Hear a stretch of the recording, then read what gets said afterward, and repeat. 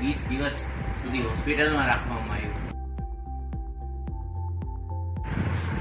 Hello friends, મારું નામ જય બાટવિયા છે. મારી ઉંમર 38 વર્ષની છે અને હું CKD એટલે ક્રોનિક કિડની ડિસીઝ અને સ્પાઇનોબાયોફિડા નામની બીમારીથી પીડાઉં છું.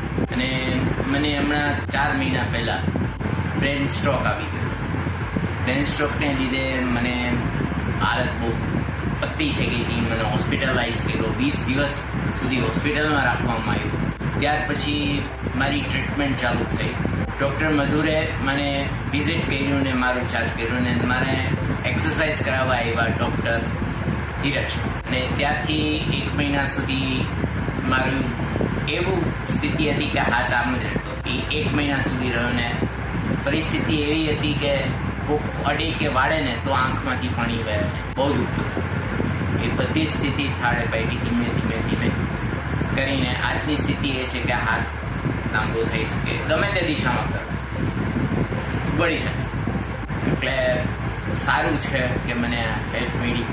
આ ઓર્ગેનાઇઝેશનની હેલ્પથી હું આટલું કરી શકું, કારણ કે મારા હાથ જ મારા પગ જેવા છે. Thank you very much doctor Madhur સરને અને ડૉક્ટર ધીરજ સર.